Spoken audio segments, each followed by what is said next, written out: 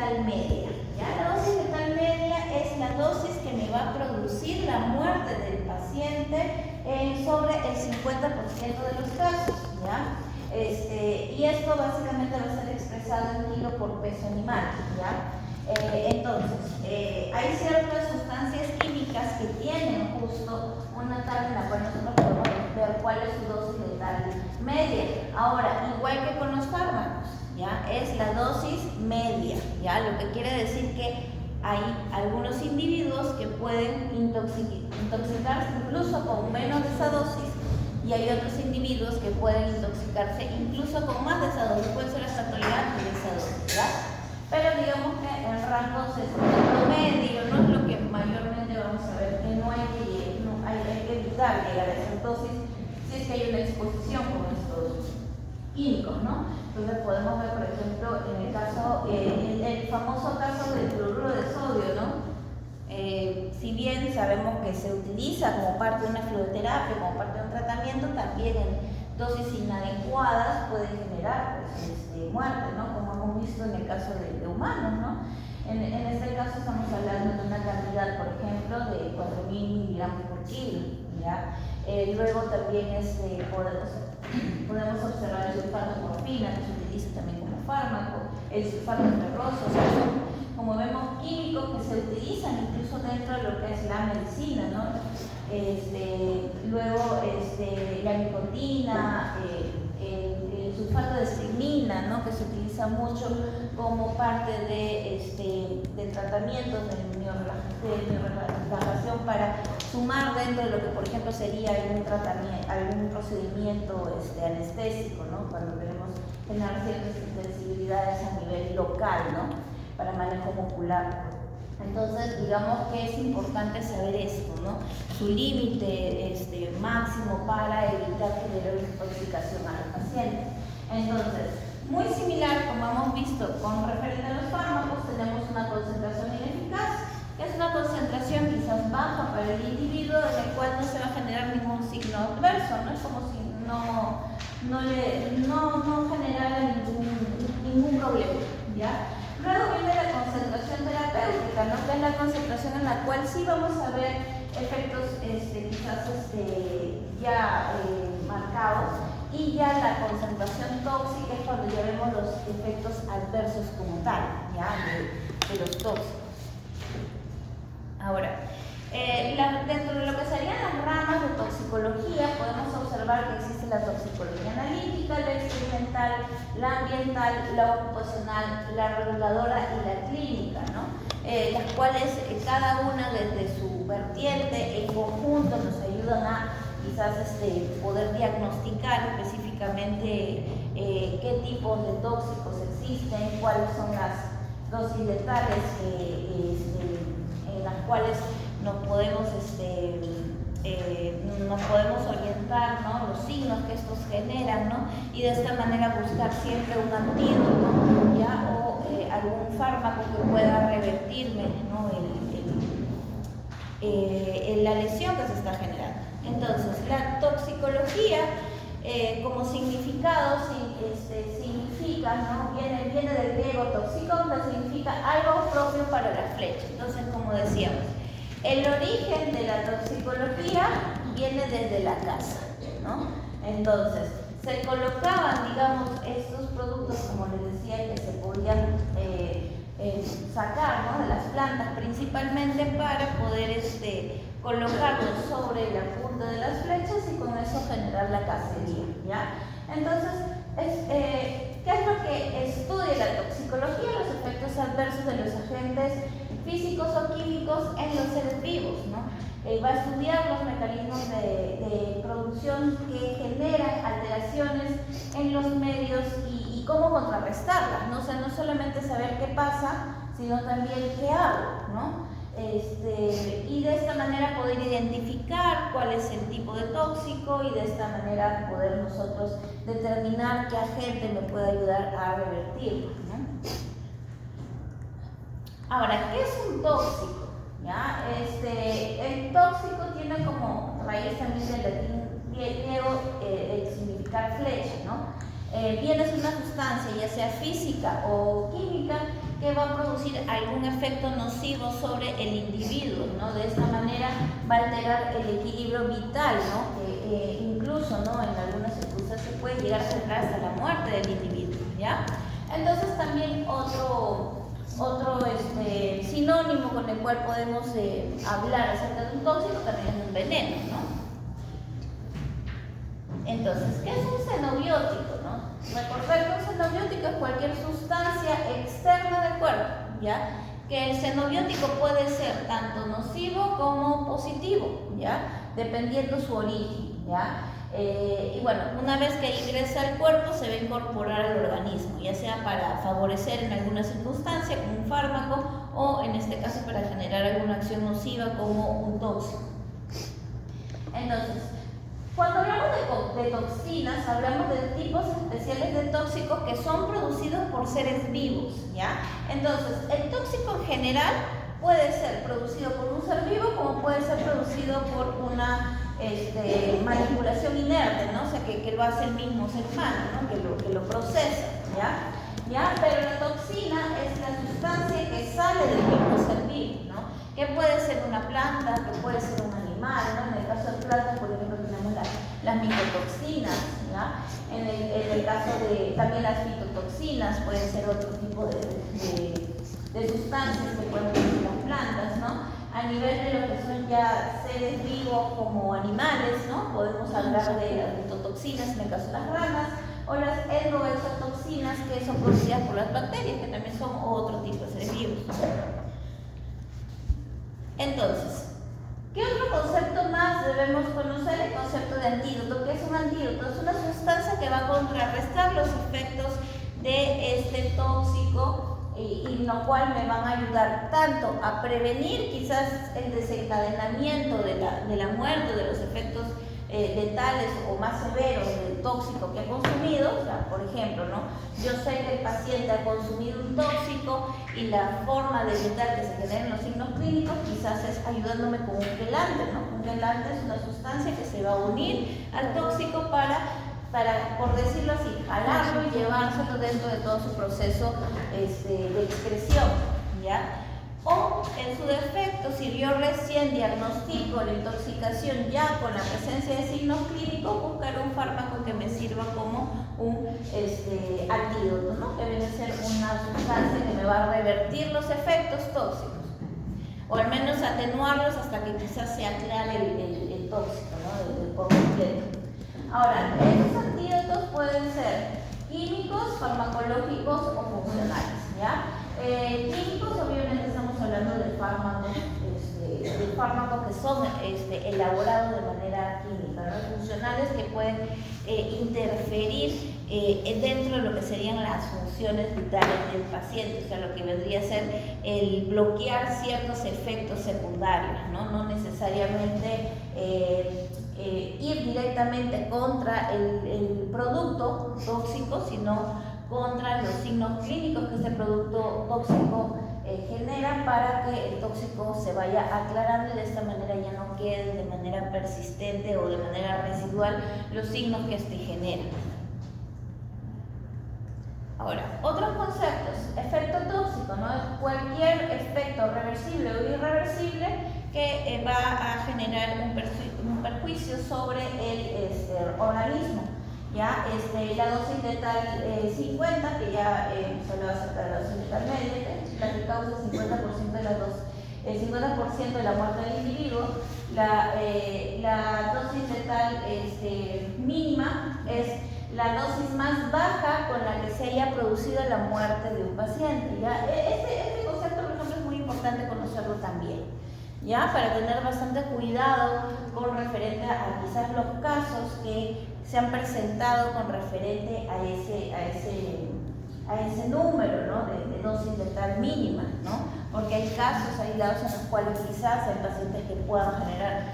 Usualmente, ¿no? Para ello, con los cuales tendríamos que tener mayor restricción o mayor cuidado, ¿no? con referente a la dosis letal mínima, son con aquellos pacientes que tienen ciertas predisposiciones genéticas, quizás para metabolizar, ¿no?, algunas características de este tóxico, también para aquellas especies que tienen alguna deficiencia dentro de enzimas, ¿no?, que puedan degradar los tóxicos, ¿no?, o incluso pacientes que tengan alguna enfermedad previa, ¿no?, tanto a nivel hepático como a nivel renal, ¿no? Definitivamente van a tener un impacto mayor sobre la dosis del tóxico que van a consumir, ¿no? Porque un paciente que tiene una deficiencia en su metabolismo hepático no va a tener la capacidad de poder degradar quizás algún componente tóxico que tenga esta sustancia que ha ingresado,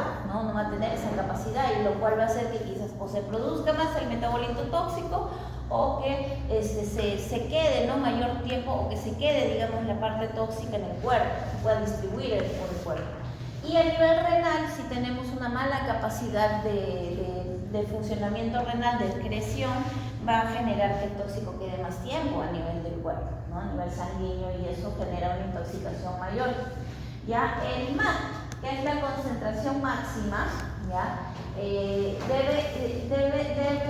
no debe estar sobrepasada en ningún momento, ¿no? Digamos que es la concentración máxima tolerable de cierta sustancia para que no genere un efecto adverso, ¿ya?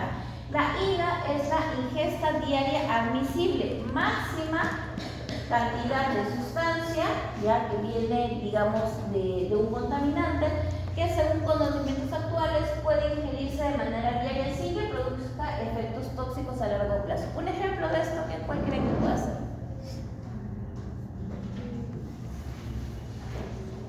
Y lo hemos visto en seminarios.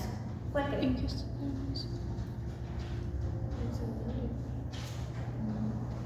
¿Del IDAMIS? El CBD. ¿Ya? La marihuana.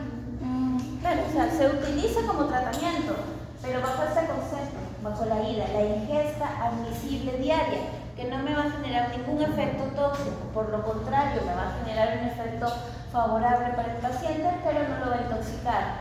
¿Qué pasa si nos pasamos de esa dosis? Empiezan a observarse los efectos tóxicos, ¿ya? O sea, no es raro en la actualidad recibir pacientes, o sea, no es raro, tampoco es común, pero pasa que hay pacientes que llegan intoxicados por marihuana. Me ha pasado recibir un paciente 2 veces intoxicado por cocaína. ¿El mismo? O sea, pasa el mismo. Ya, bueno, para hacer un paréntesis y contarles esta situación entre horrorosa y jocosa a la vez. Bueno, la de marihuana es un poco más frecuente, ¿ya? A veces la gente tiene vergüenza de decir que consume, ¿no? Y le echan el pato a cualquiera, ¿no? Una vez incluso me llegó un paciente que vino con signos de intoxicación de marihuana, y yo le pregunté, y me dio vergüenza, porque el señor vino con sus 2 hijas, las 2 hijas yo más o menos le de ustedes, pues no me daba falta decirle al señor de repente. ¿Consume? Claro, sus hijas consumen, ¿no? Le pregunté, señor, ¿usted le ha paseado su perrito por algún parque donde quizás, claro, o sea, quizás haya gente que consume? El señor se mató de risa y me dijo, acabo de pasearlo por el parque, hay un montón de fumones siempre ahí, y él coge todo el piso. Ah, ya, le dije, señor, su perro tiene signos de intoxicación por marihuana. Se empezó a reír el señor, ah, ya, y las 3 se empezaron a reír, y ahí se me fue lo tenso de la conversación, porque es un poco incómodo, ¿no?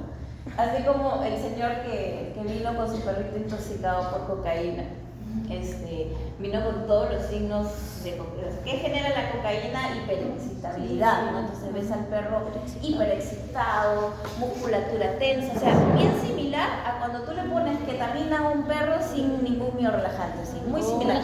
Taquicárdico, álgico, con cialorrea, hiperreactivo a cualquier signo externo, ¿no? O sea, ya, entonces yo le digo, señor, ¿hay posibilidad que sea intoxicado con algo? Le di un montón de opciones en casa.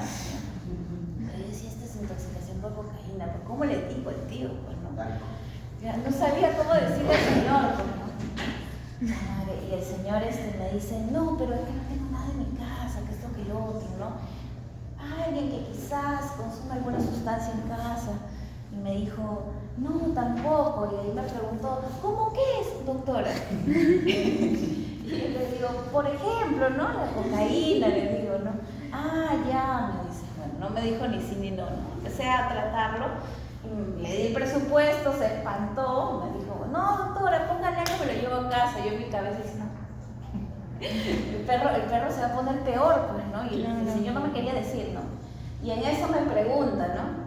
Doctora, ¿y el perro se puede morir? No. Claro, le dije, ¿no? Empecé a decirle un montón de cosas. Y si fuera intoxicación por cocaína, ¿se puede morir? Y le dije, claro que sí, le puede dar un paro, que no sé qué, no sé cuánto. Y el señor me dijo, ya doctora, estoy intoxicado por cocaína, lo voy a internar. De ahí el señor me contó toda la historia, pero es que no fue a propósito. Yo tenía acá el paquete y se me cayó al piso, no me di cuenta cuando fui a la cocina y el perro lo lamió todo el piso. Se dio la real explicada. ¿Y la segunda vez? ¿Ah? ¿Y la segunda? También fue un accidente, me dijo el señor. Pero ya el señor era un poco más duro, pues le dije, señor, tiene que tener cuidado, o sea, obviamente no me voy a meter en esos problemas, pero tenía que decirle, pues, ¿no? De ahí no lo volví a ver más, pues ya de frente vino el señor, de frente me dijo, doctora, se intoxicó de nuevo como la vez pasada, otra vez ha vuelto a lamer la cocaína, me dijo, vengo a intentarlo, o sea, ya de frente vino el señor, no me facilitó un poco el trabajo, pero de todas maneras, pues no era la idea.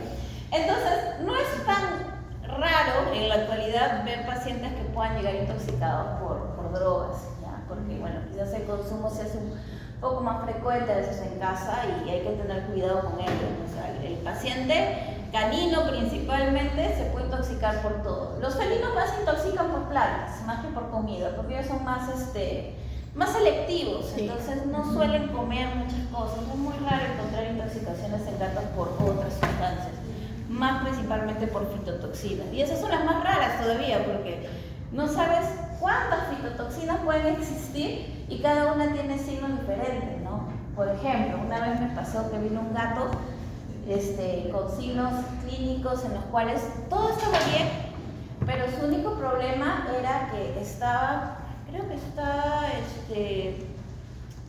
con miosis, si no me equivoco, y no tenía voz.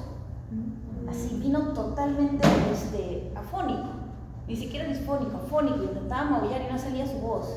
Y yo le preguntaba, le hice la evaluación y no tenía signos de rinotraqueotitis felina. O sea, no tenía ni siquiera inflamación de la tráquea, nada, o sea, era todo rarísimo, ¿no? Y le pregunté, pues, ¿no? Si ha tenido moco o algo de los interiores. No, doctora, nada. Hoy empezó así. Y yo le digo, ¿tienes plantas? Uy, sí, mi mamá tiene un montón de plantas ornamentales. ¿Las muerde? A veces. Y hoy día sí, me dice, he encontrado una que ha estado así como que media rota, me dice.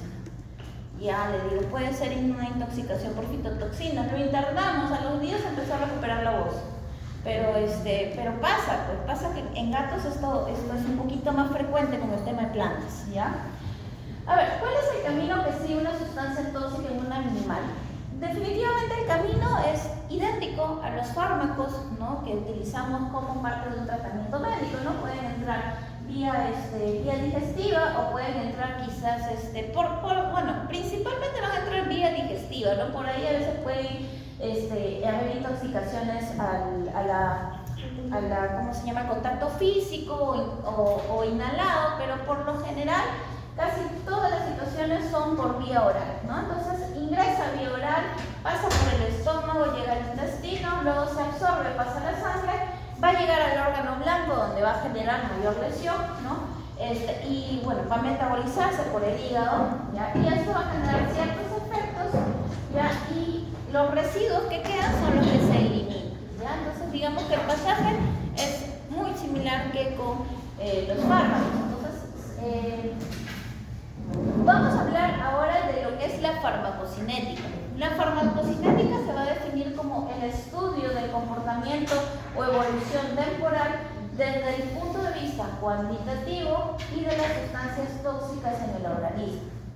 Entonces, es desde que son administradas hasta que se eliminan, ¿no? Lo mismo que con los fármacos, pero con los tóxicos, ¿ya? Entonces aquí vamos a hablar acerca del proceso ágil, ¿no? Entonces vamos a generar la administración, que por lo general va a ser vía oral, luego va a pasar por lo que sería el procedimiento de absorción en las vías digestivas, luego se distribuye por la sangre, va a los órganos diana, al hígado donde se metaboliza y luego se excreta.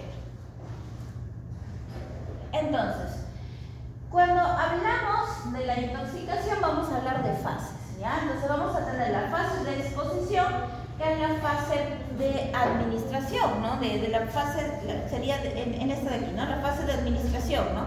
Ahí estaríamos hablando acerca de la fase de exposición. Que el agente químico puede estar, como les digo, ¿no? En el agua, en el aire, en los alimentos, en un objeto, ¿ya? Y esto se puede ingresar al cuerpo no solamente por la vía de ingestión, sino también por vía cutánea, por vía inhalada, por vía ocular incluso, ¿no? Podría existir también otras vías, ¿no? De contacto en la cual puede generarse luego la absorción, también, ¿no? Mucosas principalmente. Pero mayormente siempre vamos a ver que las intoxicaciones son por ingesta. Bueno, luego tenemos la fase de toxicocinética, ¿no? Que es todo el proceso ADME que hemos hablado, ¿no? Absorción, distribución, metabolización y excreción. Ahora, ¿dónde vamos a iniciar con lo que sería la fase de toxicodinamia? Una vez que estamos hablando que el tóxico pasa del plasma al órgano diana hasta producir su efecto tóxico, ¿ya? Y bueno, recordar que en la excreción vamos a encontrar los residuos de los tóxicos, ya sea en orina, en heces, ¿no? A la hora de exhalar, en la bilis, ¿no? Y en cualquier secreción en sí podría salir, ¿no? Dependiendo el mecanismo de acción de distribución de este tóxico o incluso dependiendo de la naturaleza del tóxico, ¿no? Entonces, el tóxico puede eliminarse sin alteración. También sabemos que esa parte de su biotransformación. También, igual que en farmacología, también existen los protóxicos, ¿no? Hay tóxicos que pueden ingresar de una forma inactiva y una vez que ingresan al cuerpo se activan. También pueden experimentar transformaciones que van a facilitar su eliminación, ¿no? Entonces, el cuerpo dentro de lo que intenta defenderse puede generar ciertos mecanismos de metabolización, principalmente el hígado. El hígado es el que más va a trabajar en toxicología, ¿ya? Porque es el órgano que va a intentar, por decirlo así, salvar la situación, ¿no? Entonces, ¿de qué manera puede generar mayores mecanismos de transformación para quizás convertir el producto que es tóxico en ciertos metabolitos que no van a generar toxicidad, ¿ya? Pueden experimentar modificaciones estructurales que aumenten o disminuyan esta cualidad tóxica. Ahora, dependiendo de la naturaleza del tóxico, dependiendo de la naturaleza del individuo, en ese intento que el hígado quiere degradar esta sustancia, la puede activar más y la puede volver incluso más tóxica, porque puede liberar quizás ciertos excipientes que vienen con el mismo tóxico y dejan justo la parte más pura que más tóxica. Y eso lo vamos a ver en algunos casos. Entonces, dentro de lo que serían las fases de biotransformación, tenemos la fase 1, que es el compuesto tóxico puede convertirse en uno menos tóxico o en otro más tóxico que del origen, ¿no? Que es cuando ingresa y empieza a hacer una reacción química dentro del hígado, ¿no? Cuando ya empieza a metabolizarse. Que principalmente las reacciones químicas que vamos a observar es la oxidación, la reducción y la hidrólisis, ¿no? Pero sabemos que el hígado tiene capacidad de hacer muchas más mecanismos de biotransformación, ¿no? Que incluso se separan lo que son primarias y secundarias, ¿no? O sea, tienen bastantes mecanismos. En la fase 2, estas reacciones de conjugación se unen de manera covalente a ciertos compuestos que también van a ser segregados por el hígado, ¿no? Digamos, dentro de lo que serían sus funciones secundarias, que puede ser ácido glucurónico, sulfatos, el glutatión, que es uno de los que quizás vamos a ver un poco más, ¿no? Y los acetatos, ¿ya? Entonces, los compuestos polares formados son altamente conjugados. Por lo generalmente, cuando el cuerpo hace esto, es para inactivarlos y de esta manera ya poder eliminarlos, ¿no? Entonces, digamos, si la fase 1 no funciona, que son con los mecanismos más simples de biotransformación que puede hacer el hígado, pasamos a la segunda etapa, que son procedimientos, chicas, si quieren conversar, de la puerta por fuera se puede hacer, ¿ya? Me distraen un poco. Bueno, como seguimos diciendo, la segunda fase, los compuestos Los compuestos que se pueden formar junto con estos compuestos covalentes ya sería como que la segunda fase en la cual, o la segunda opción en la cual el hígado va a intentar seguir haciendo algo, ¿no? Poder eliminar este tóxico para evitar que se generen los signos clínicos, ¿ya?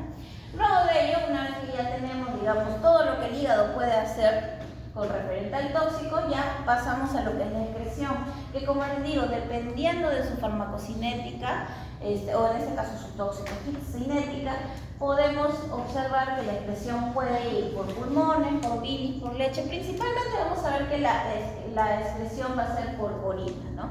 Pero también podemos ver sudor, lágrimas, ¿no?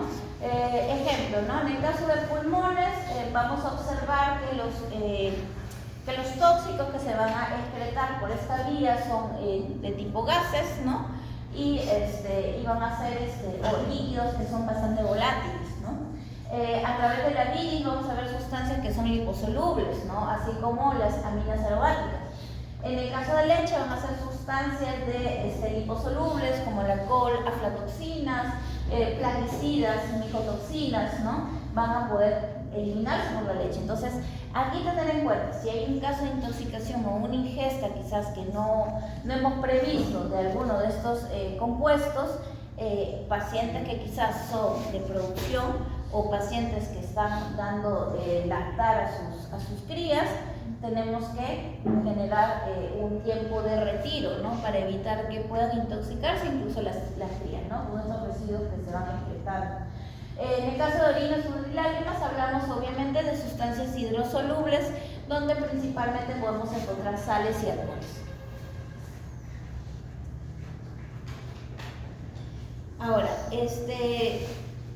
con referente a la toxicodinamia, ¿ya? El estudio es el estudio de la manera de cómo estos agentes xenobióticos ya ejercen sus efectos sobre los organismos vivos, ¿no? Entonces sabemos que son agentes externos, ¿no? Que van a ingresar y van a generar ciertos efectos en el ser vivo, ¿ya? Entonces la importancia del estudio de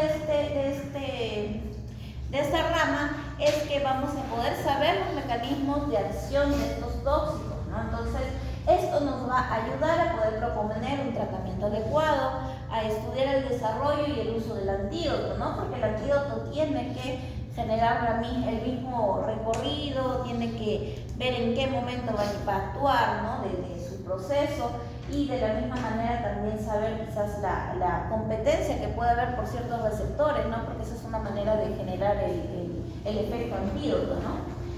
Aplicar pruebas diagnósticas, ¿no? Entonces, por ejemplo, ¿no? Si yo sé cuál es su toxicodinamia y yo sé que quizás genera un impacto, un ejemplo, ¿no?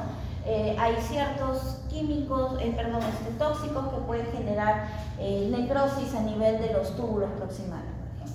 Entonces, yo al saber eso, ¿ya? ¿Yo qué tengo que hacer? Pedir pruebas diagnósticas para ver cómo está esa función renal, para ver qué tanto impacto ha generado sobre el funcionamiento renal, porque también de eso va a servir mi pronóstico de cómo ese paciente va a poder recuperarse de la intoxicación, porque las vías renales son las vías importantísimas para la excreción. Entonces, si el tóxico va y me va a dañar la vía por la que se va a excretar, ¿qué va a pasar con el tóxico? Se va a seguir quedando en el cuerpo, ¿no? Y generando mayor daño, ¿ya? Entonces, es importante también, ¿no? Saber cómo es su recorrido, qué es lo que sucede con este tóxico, para luego saber qué acción tomar con referente a las consecuencias que este genera y poder empezar a dar un tratamiento, ¿no? Entonces, comprender las alteraciones a nivel bioquímico, ¿no? Porque de esto también importa saber que quizás, por ejemplo, qué otros formas químicas o analitos se están formando nuevos, ¿no? Que quizás puedan generar otro tipo de intoxicación. Entonces es importante saber los cambios químicos que se dan durante el proceso. Ahora, con referente a clases de intoxicación, podemos definir que va a haber según el grado de afección al individuo, o sea, qué tanto impacto vamos a ver con referente a sus signos clínicos, podemos clasificarlos en tres tipos, ¿no? Intoxicación leve, intoxicación moderada moderada e intoxicación severa, ¿no? Leve obviamente es cuando quizás vamos a ver ciertos efectos adversos que no me van a generar ninguna gravedad o compromiso con su vida del paciente. Moderados es cuando ya quizás vemos un grado de, ya como que de signos clínicos tipo enfermedad, ¿no? Y si hablamos de uno severo, ya estamos hablando de signos tóxicos que realmente ponen en compromiso la vida del paciente, ¿ya? Ahora, ¿de qué va a depender esta afección al individuo? Va a depender mucho de la dosis, del origen del tóxico y también de las predisposiciones genéticas de especie o de raza, ¿ya? Porque de eso también va a depender mucho qué tanto impacto puede generar este tóxico en el individuo, ¿ya? No es lo mismo quizás intoxicar a un gato con paracetamol que a un perro con paracetamol. O sea, el paracetamol también le hace daño al perro, pero no lo puede llegar a matar como sí lo puede hacer en gatos, ¿ya? Entonces, ¿y de qué depende de la dosis? No exactamente, depende en este caso en particular más por la especie, por lo que cada especie puede hacer dentro de sus mecanismos, por ejemplo, de metabolización, y eso lo vamos a ver más adelante. Según el tiempo, ¿no? Aguda o crónica, ¿no? Hay circunstancias en las cuales puede existir lo que vendría a ser la intoxicación progresiva, ¿no? La intoxicación en la cual tiene una constante administración del tóxico y se vuelve, digamos, esa intoxicación crónica en un largo plazo, ¿no? O quizás inicialmente no se ven los signos clínicos de intoxicación y ya se observan después de varios días o incluso semanas, dependiendo del producto, la causa de intoxicación, ¿no? Por ejemplo, hay ciertos agentes cumarínicos que pueden estar combinados con órganos fosforados para lo que son raticidas, ¿ya? Y que quizás se observa al paciente con signos muscarínicos propios del órgano fosforado, ¿ya? Entonces lo tratas solamente con eso.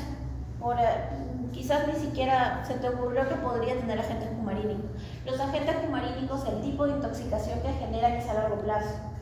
Tú no vas a observar, en este caso, la hemólisis o la anemia que genera por el bloqueo que hay a nivel de los factores de coagulación hasta después de 14 días.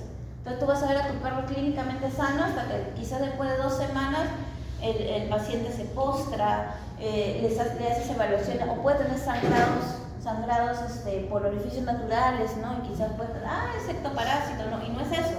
Es una intoxicación por cumarínico que se vivió de manera crónica, pero estamos hablando de 14 días desde la exposición al tóxico.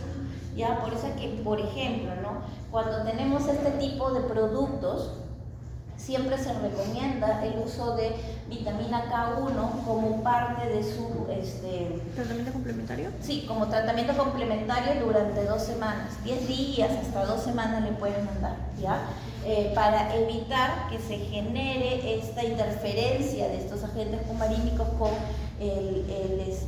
los procesos de generación de factores de coagulación, ¿no? Entonces ya evitamos, digamos, que se genere este tipo de hemólisis o anemias hemolíticas que pueden llegar a generar la muerte del paciente, ¿ya? Entonces, por eso es importante saber también de qué se intoxicó, ¿no? Entonces, es muy importante, ¿no? Haciendo otro paréntesis, cuando tenemos pacientes que probablemente se intoxicaran por algún componente raticida, ¿no? Preguntar, ¿no? Porque estos intoxicaciones por lo general son accidentales en casa, ¿no? Entonces siempre preguntar, ¿me puede traer el sobre para poder ver cuáles son sus compuestos que tiene, ¿no? Entonces muchas veces ayuda eso mucho, ¿ya? Y felizmente casi siempre en todos los casos lo tienen, o al menos se acuerda la marca comercial y ahora tú lo googleas y ves qué es lo que tiene, ¿no? Entonces ya sabes si que tiene una combinación con un agente cumarínico, enviarle su vitamina K1. Si no sabes qué tiene, yo la verdad prefiero mandárselo. No va a pasar tampoco nada malo porque empiece a tomar vitamina K1 por unos 10 días, 2 semanas. No le va a pasar nada adverso, ¿ya? Pero sí es importante saber la naturaleza del tóxico para poder mandar tratamiento, ¿ya? Y obviamente la situación aguda, entonces, por ejemplo, este es un ejemplo, ¿no? Lo que les acabo de decir, ¿no? La combinación de los órganos fosforados con los agentes cumarínicos, ¿no? Uno me va a generar intoxicación crónica y el otro me va a generar una intoxicación aguda. Porque lo primero que voy a ver dentro de los primeros hora y media de la exposición a los órganos fosforados son los signos clínicos típicos de activación de agentes nicotínicos, ¿no? Cialorrea, espasmos, ¿no? Miosis, ¿qué más observamos en estos casos, ¿no? A veces postración, convulsiones, diarrea, ¿no? Entonces vamos a observar signos típicos que me van a indicar, tiene signos muscarínicos, nicotínicos, entonces intoxicación por órganos fosforados, ¿no? Pero es de forma aguda. Ahora, obviamente hay otros tóxicos que quizás no son tan estudiados, ¿ya? O porque no son tan frecuentes de manera accidental, ¿no? Que principalmente son los insecticidas, que dependiendo de la dosis podrían generar incluso hasta la muerte del paciente, ¿no? Y eso lo hemos visto la semana pasada, ¿no? Porque ¿qué generan? Muchos de ellos generan espasis, generan parálisis, generan un aumento de cloro, entonces generan muchos mecanismos que a nivel del sistema nervioso central pueden generar la muerte bastante rápida, ¿no? Que si bien los antiparasitarios son bastante seguros en mamíferos, como decía al inicio, las dosis son los que cambian, ¿no? Y eso es lo que quizás hemos visto últimamente mucho en estos casos que se han presentado en ciertos parques, ¿no? De intoxicación con mascotas, ¿ya? La gran rapidez que hay, quizás al no haber esta frecuencia de conocimiento con ciertos productos, quizás no conocer bien cuáles mecanismos de toxicodinamia genera este tóxico en sí, y por eso es que es más factible que el paciente fallezca, ¿no? Al no poder tratarlo quizás de manera específica. Ahora, medicamentos de uso veterinario que, por ejemplo, hay que tener en cuenta su dosis máxima para que no genere una situación de toxicidad, ¿no? Tenemos la ciprofloxacina, ¿no? Que se utiliza para parte de lo que es baños externos, ¿no? Principalmente en pacientes de producción, ¿no? En algún momento se utilizaba también en perros, pero era bastante frecuente las intoxicaciones post-baño. El paciente podía salir del baño con miosis, con cialorrea montón, ¿no? O sea, no era algo grave, porque de todas maneras la cantidad que le ingresaba, obviamente era por la boca a la hora que lo bañaban, pasaba, ¿ya? Entonces, de un tiempo ahora, yo te estoy hablando de eso hace 15 años, cuando recién trabajaba, cuando recién salí de la universidad. O sea, sí se veía mucho, ¿no? Hazle baño antipulgas, ahora ya no, porque sí es bastante frecuente las intoxicaciones después del baño antipulgas. Claro que obviamente es fácil revertir esos efectos, pero de todas maneras, pobrecito, pues, ¿no? Vino para el baño y salió intoxicado. Bueno, luego también la amoxicilina, ¿no? Tener en cuenta también su dosis tóxica de todas las especies, ¿no? La ciprofloxacina procaínica en el caso de bovinos principalmente, ¿no? Por ejemplo, también tenemos las sulfas, ¿no? La sulfonamidas en todas las especies y la trimethopina en el caso de bovinos principalmente, ¿no? Entonces hay que evaluar bien esa dosis, sobre todo en el tema de pacientes de producción por el tipo de infección que van a tener, que es a nivel de leche, entonces hay que también tener en cuenta el tiempo de retiro, ¿no? Con esta especie principalmente. Ahora, hablemos un poco de las vías de exposición, ¿no? Ya como les había dicho, podemos tener una vía de exposición inhalatoria, digestiva, cutánea, placentaria, a través de la leche materna, y vía parenteral, ¿no? Vía parenteral, obviamente estamos hablando de accidentes médicos, ¿no? Que más que accidentes son horrores médicos, ¿no? Pero bueno, puede pasar, ¿no? Conozco algunos coleguitas que les dan dolores de cabeza, pero bueno. En fin, no, sí es importante decirlo, por ejemplo. No, es importante que sepan los errores para que no los cometan ustedes, ¿no? Imagínate el impacto que puede generar un cambio de dosis. Ya tengo dos ejemplos. ¿Ya? Uno, por ejemplo, un gato. ¿Ya? Un gato vino por una cojera. El doctor, no sé la verdad dónde tenía su compendio de fármacos en su cerebro, creo que lo tenía en la parte de donde reservan todo el olvido. Sí, yo utilizo mucho la dinámica de intensamente, ¿no? Lo Y en vez de ponerle la dosis máxima, yo la verdad soy muy conservadora para ciertos AINES para los gatos, ¿no? O sea, normalmente yo utilizo una dosis de 0.15 en gatos, ya, de meloxicam, ¿ya? Bueno, por ahí este doctor se acordó la dosis del perro que era 0.2, pero se olvidó del 0. Entonces le puso 2 miligramos por kilo al gato. A la semana siguiente vino con una insuficiencia renal aguda. Pobrecito.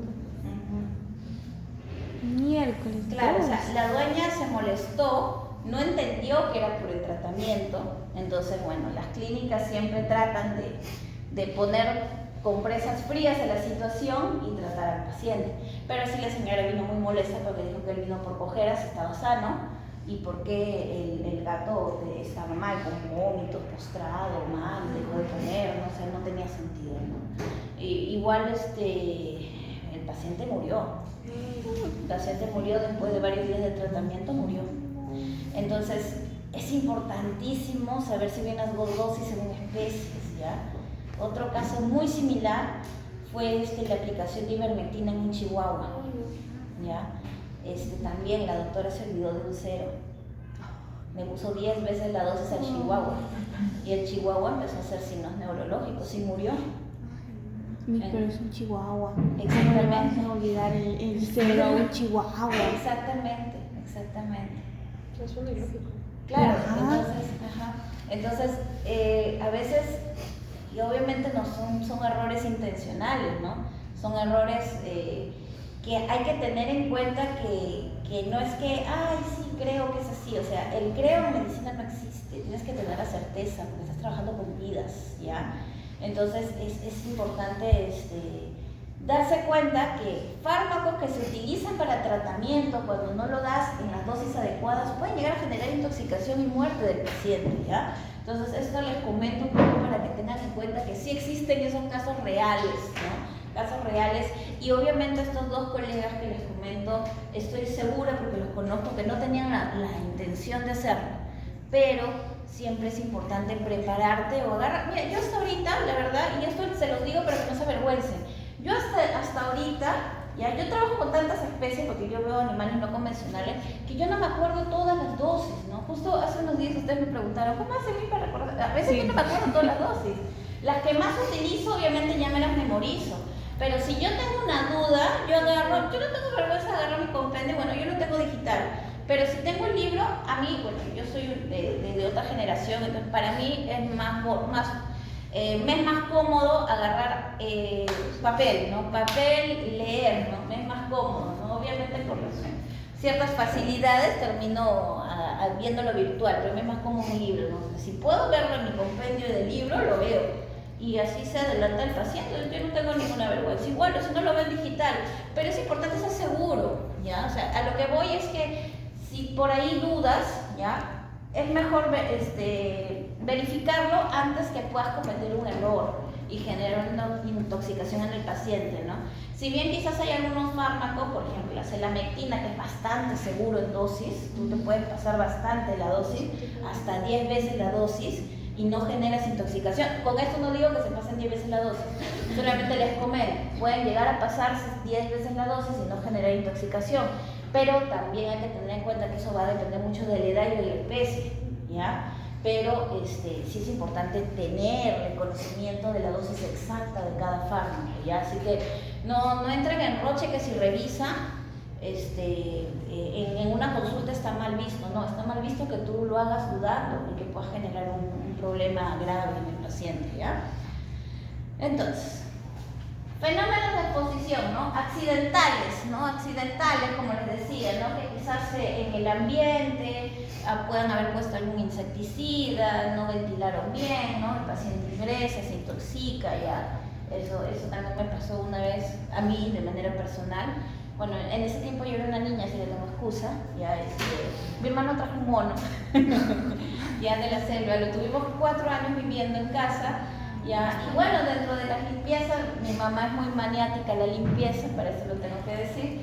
Entonces, bueno, ¿no? En la casa donde vivimos, como tenemos jardín externo, bueno, ellos su casa tienen jardín externo, suelen meterse mucho las cucarachas en verano, entonces el insecticida era parte de la casa, ¿no? Entonces, bueno, colocaron en todas partes y como, había un área donde dejábamos al mono cuando salíamos a la calle. Mi mamá también le echa porque dice, quizás como a veces huele a comida o puede haber cierto resto de comida, mejor pues le pongo para que no entren aquí las cucarachas. Pero no se ventiló quizás de manera adecuada, a pesar de que se dejó un día completo abierto y todo. Para que ore, no fue lo suficiente como para generarle una intoxicación al mono. Ya, y el mono empezó a tener signos de intoxicación leve, ¿no? Se entró en tratamiento, trajeron a un médico especialista en estas especies, ¿no? Pero no sé, a los finales creo que se intoxicó más con lo que le puso y bueno, en fin, la cuestión es que murió el animalito. Pero pasa, hay que tener también en cuenta el tema del retiro de ciertos tóxicos que podamos utilizar insecticidas, ¿no? Quizás a nivel ambiental. O como les digo, el impacto en la especie, ¿no? Porque no solamente teníamos al mono, teníamos un perro, ¿ya? Y a veces el mono se quedaba con el perro en la misma habitación y al perro no le pasó nada. Entonces ahí también hay un factor especie que prima, ¿ya?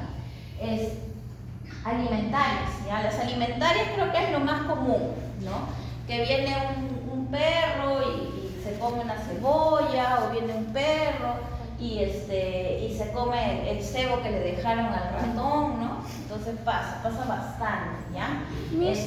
Yo tengo una duda con o sea, el chocolate es tóxico para los perros, pero yo tengo una duda, porque, o sea, ha pasado casos así en mi casa, que ciertos tíos, a pesar de que yo les digo, no le des chocolate al perro, y me dicen, pero si ya le he dado anteriormente y no le pasa nada. Ya. Entonces, vamos a romper un mito, ¿no? Justo vamos a hablar ahorita de chocolate, de la tabuilla. Lo que sucede es que cada perro tiene su dosis individual de tóxico. Ok. Entonces, muchas veces pasa, y también depende de la concentración. Entonces, ahí también es una cuestión al azar, ¿no? O sea, qué chocolate le das, qué concentración del tóxico puede estar en ese chocolate y cuál es su dosis tóxica de ese paciente. Entonces, pasa mucho eso. O sea, sí puede generar neurotoxicidad, cardiotoxicidad, pero va a depender mucho del individuo. Eso es un azar, es como si fuera una ruleta rusa. Sí, porque a mí me da cosa cuando a veces le dan torta de chocolate al perro y digo, no. Claro, entonces tengo de esos pacientes que le dicen, pero siempre le he dado, nunca le pasó nada. Y hay perros que mueren y nunca les pasó nada. Ya mueren a los 14, 16 años, nunca les pasó nada y toda la vida les invitaron chocolate. Pero hay perros que sí vienen con ciertos problemas. ¿Sí? Eso cuando le dan tan poquito, no se va acumulando. Exactamente. Se va acumulando, o sea, tiene un efecto acumulativo, pero depende de la dosis individual del paciente. O sea, no hay una dosis así exacta que te diga si siempre se intoxican. O sea, con el tema del chocolate es bastante variado. O sea, no hay un estudio determinante que me digan sí, siempre esta dosis, ¿no? Además es un poco difícil poder determinar cuánta dosis le estás dando en total al paciente, sobre todo por los niveles de concentración diferente por cada tipo de chocolate. Entonces, son muchos factores ahí que hacen que el estudio de determinación de una dosis sea bien difícil, ¿no? Saber ya cuántos chocolates en toda su vida le doy para que no se intoxiquen, o sea, es bien complicado, ¿no? Entonces, hay de los pacientes que dicen, yo le di toda la vida chocolate, nunca le pasó nada, murió a los 18 años y es normal. Pero hay de los pacientes, o sea, de los dueños, ya, o tutores, como ahora le dicen que está de moda, ya, o los tutores que vienen con el perro que la primera vez que comió el chocolate que se le cayó el piso y lo traen, ay, yo he leído que es intoxicación. Me da risa, pero prefiero ese tipo de clientes que vienen desesperados porque piensan que el perro se va a morir porque comió un pedazo de chocolate. Ya, pero bueno, ya tú le informas un poco, ¿no?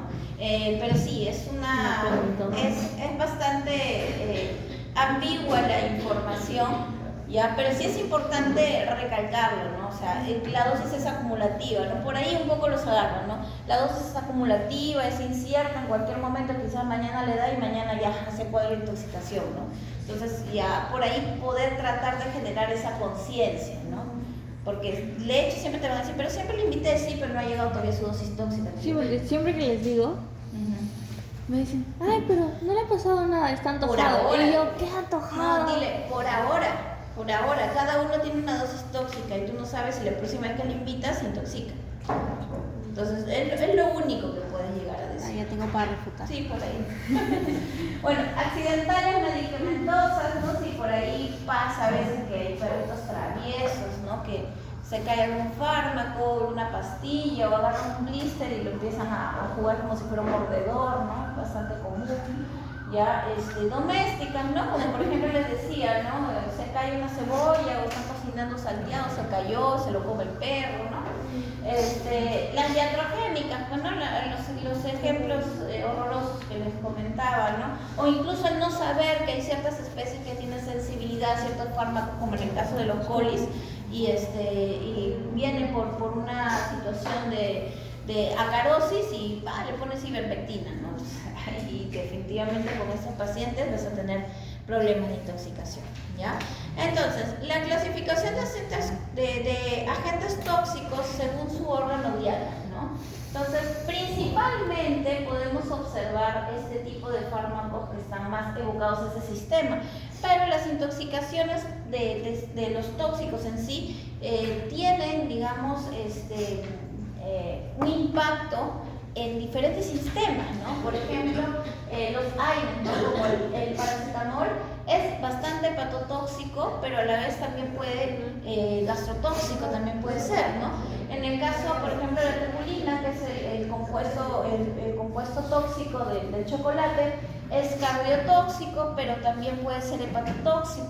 Neurotóxico también puede ser, ¿ya? Entonces, no solamente están orientados a un solo sistema, pero principalmente se orientan a estos sistemas, ¿ya? En el caso de la gentamicina sabemos que es nefrotóxico, pero también puede ser ototóxico, ¿no? Entonces, como les digo, no solamente es hacia un sistema, ¿ya? Neurotóxico, la ivermectina, ¿ya? Y en este caso, el dinamizante neuromuscular es nina para lo que sería neumotóxico, ¿no? Porque va a generar espasmo a nivel respiratorio, generar al final lo que sería un paro respiratorio, ya, sobre todo a nivel también del diafragma. Entonces esto genera un paro respiratorio principalmente cuando hay intoxicaciones por este compuesto. Entonces, también se pueden clasificar según su acción, si tienen acción local o acción sistémica. La acción local es el efecto sobre directamente la piel o las mucosas o las vías respiratorias, ¿no? Por ejemplo, algún tóxico que sea irritante a las vías respiratorias, ¿no? Acción sistémica es que voy a intoxicar a diferentes sistemas, ¿no? Como les estaba comentando anteriormente, ¿no? El producto va a penetrar al organismo y se va a desplazar hacia el punto de acción, ¿no? Y poder generar lesiones en diferentes zonas. Ahora, según su función, aquí un poco para resumirlo he hecho un cuadrito, ¿ya? Entonces, podemos clasificarlos en las diferentes categorías, ¿no? Categorías fármacos terapéuticos, o sea que son, digamos, productos que los vamos a utilizar como parte terapéutica, pero que quizás a dosis inadecuadas o aplicadas a una especie inadecuada donde sí hay sensibilidad, pueden llegar a generar efectos tóxicos, ¿no? Por ejemplo, tenemos analgésicos AINES, ¿no?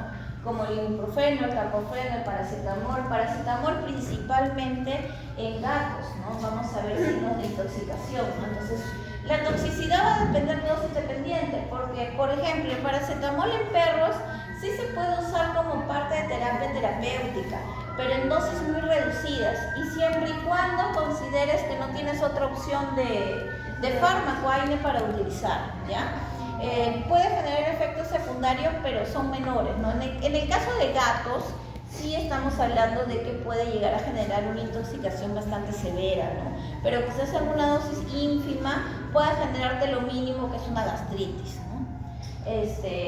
Ahora, antibióticos, ¿no? Tetraciclinas, enrofloxacinas, ¿no? La enrofloxacina en gatos, por ejemplo, en una dosis inadecuada puede llegar a generar incluso una uveitis, ¿no? El gato puede ponerse ciego con una dosis alta de enrofloxacina, ¿ya?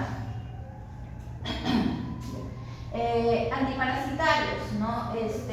La ivermectina, los órganos fosforados, ¿no? Que si bien son utilizados para lo que es manejo externo, ¿no? Para lo que son manejos tópicos externos, pero pueden generar intoxicaciones como las conocemos.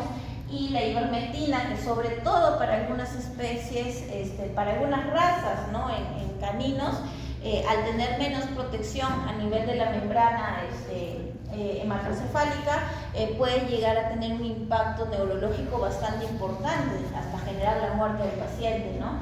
Y ciertos anticonvulsivantes, ¿no? Porque los anticonvulsivantes, ¿qué es lo que buscan? Buscan aletargar el sistema nervioso central. Entonces, si manejamos una dosis inadecuada, se puede llegar a generar un impacto bastante severo a nivel central, ¿no? Y poder generar hasta la muerte del paciente, ¿no?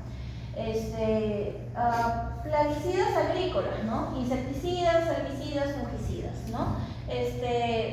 Ya conocemos órganos fosforados, ¿no? Piretroides, herbicidas como el glifosfato, los fungicidas, ¿no? En sí, ¿qué es lo que vamos a observar? Vamos a observar que va a haber signos colinérgicos, ¿no?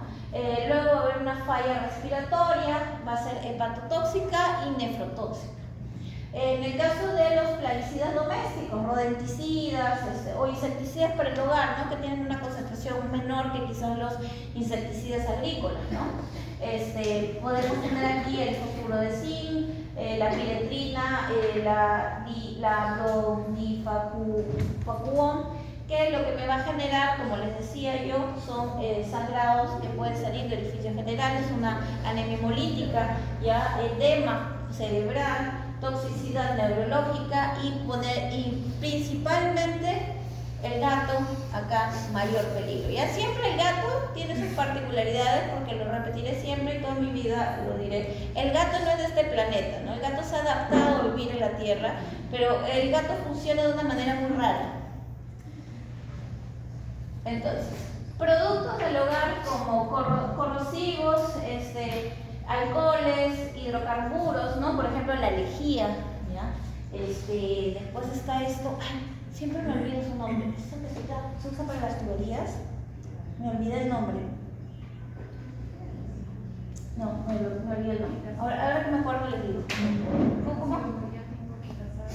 Ya, no, pero tiene su principio activo, me he olvidado. Lo que se usa para desaturar las tuberías. Soda cáustica. Soda cáustica. No sé por qué tengo un problema con la soda cáustica. Toda mi vida me pasa. Ya. Entonces, sí, está acá en mi cara, está la soda cáustica. La soda cáustica, por ejemplo, es bastante corrosiva, ¿ya? Y una vez tuve un caso, ¿qué no me ha pasado? Bueno, una vez tuve un caso de un perrito que, bueno, la señora diluyó, porque la soda cáustica se diluye en agua, pues para poder usarla, no se usa pura, ¿no? Entonces la diluyó en agua para meterlo a sus tuberías, pero antes de meterlo a la tubería vino el perro travieso, era un pastor alemán de 6 meses creo que tenía. Entonces vino, chiquitito pero grandazo, vino el perro, le metió un lenguazo al balde, ¿ya? Y si bien se le vio normal, la señora lo lleva a la veterinaria, porque en sí no se había dado cuenta bien qué había pasado. Lo lleva a la veterinaria porque el perro había dejado de comer. Tenía un día sin comer, pero clínicamente bien, ¿no? Entonces lo lleva al paciente y cuando lo revisamos tenía todo lacerado la lengua, desde la mitad de la lengua posterior, ya hacia atrás, porque se veía la parte del esófago así todo lacerado, con úlceras. Por eso no quería comer. Missy, ¿cómo hace para recuperar en esos casos? ¿El perrito vivió o...? Sí vivió. Le pusimos una sonda nasoesofágica para alimentarlo por ahí. Y ahí lo hemos tratado pues con antiinflamatorios, ¿no? El ecaderme es bastante bueno para mucosas erosionadas.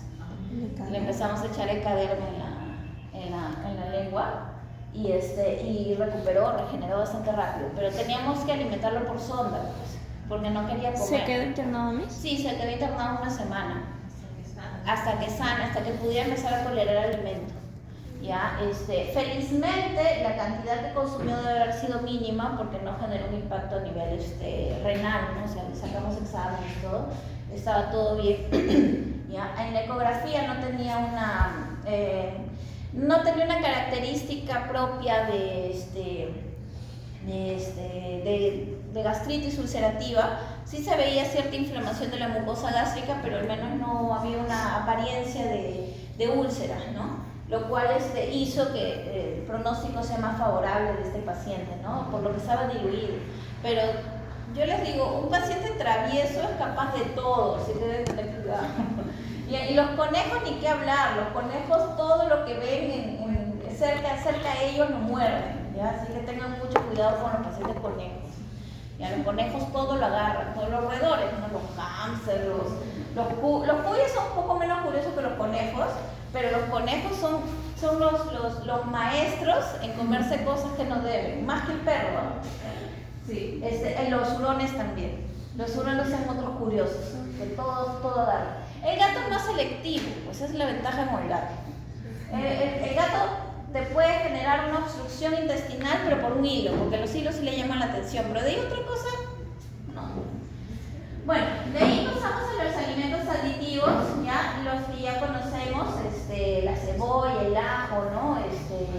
En este caso el chocolate, el xilotol, que es un edulcorante, ¿no? El café, el té, que tiene metilxantinas, ¿no? Que básicamente lo que me va a generar son, por ejemplo, en el caso del xilotol, una hipoglucemia, ¿no? Porque obviamente esos edulcorantes van a interferir dentro de lo que es el mecanismo de la producción de glucosa, ¿no? Porque lo que buscan es reducir, ¿no? los valores de glicemia alta en estos pacientes que tienen problemas de regulación de su glucosa, ¿no? Luego las hemólisis, que podemos verlo a través de las cebollas o del ajo, ¿no? Luego las metilxantinas, que van a generar principalmente lo que son las arritmias, ¿no? En los pacientes, ¿no? Plantas tóxicas, la verdad es que tenemos mucha variedad y muchas veces es un poco difícil determinar cuál de estas variedades está en cada planta, ¿no? O sea, tendremos que estudiar mucho, ¿no? La toxicología en plantas. Pero principalmente va a generar arritmias, hepatotoxicidad crónica, fotosensibilidad, ¿no? Incluso, como le digo, ese caso raro del gato, o sea, se quedó afónico. De verdad que hasta ahorita para mí fue un misterio que pasó con ese gato, ¿qué comió para que se quede afónico? El gato maullaba, parecía cine mudo, ¿ya? El pobre gato maullaba, te lo juro, maullaba y no salía sonido y me daba pena porque el gato se daba cuenta que no le salía el sonido, se le veía súper frustrado. Pero bueno, después de 3 días me alegró mucho escucharle así que está recuperando la voz. Metales pesados, ¿no? Tenemos plomo, cobre, selenio, flúor, ¿no? Más común quizás el plomo, que lo podemos encontrar en las pinturas, ¿no? Aquellos destructores que les gusta morder la mesa, las puertas, no sé, botellas que tengan pinturas, ¿no? Luego está productos industriales, ¿no? Como petróleo, derivados de ellos, ¿no? Volviendo a lo de metales pesados, principalmente vamos a ver neuropatías, hepatopatías, anemia, ¿no? Alopecia.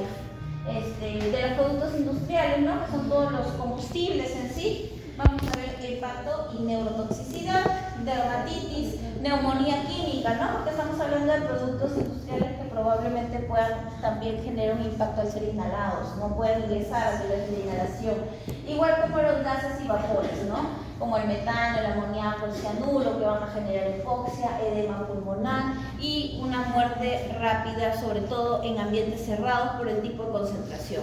Luego tenemos las biotoxinas naturales, ¿no? Que son generadas por los seres vivos, ¿no? Micotoxinas, cianobacterias, toxinas bacterianas, ¿no? Que las toxinas bacterianas quizás producidas por animales, las cianobacterias por bacterias, y las micotoxinas que puedan ser generadas quizás por los mismos vegetales, ¿no?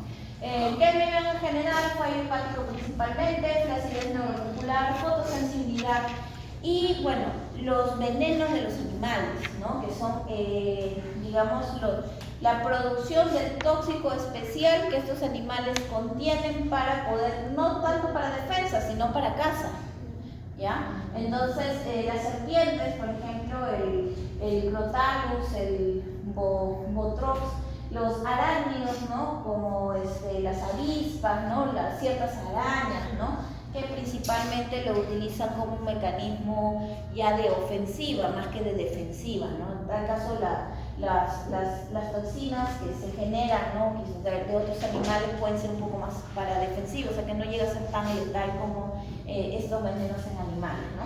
Que principalmente vamos a ver que genera coagulopatías, neurotoxicidad, incluso shock anafiláctico, ¿no? Porque en realidad la finalidad de estas toxinas en los animales es generar la muerte, ¿no? Generar la muerte porque digamos que su forma de cazar, ¿no? O sea, igual como lo hacíamos nosotros en la antigüedad. Bueno chicos, acá podemos hacer una pausa creo, antes que se me duerman, porque si no empiezo a hablar de mecanismos de acción y van a colapsar. Ya chicos, entonces 10 minutos, ya, voy a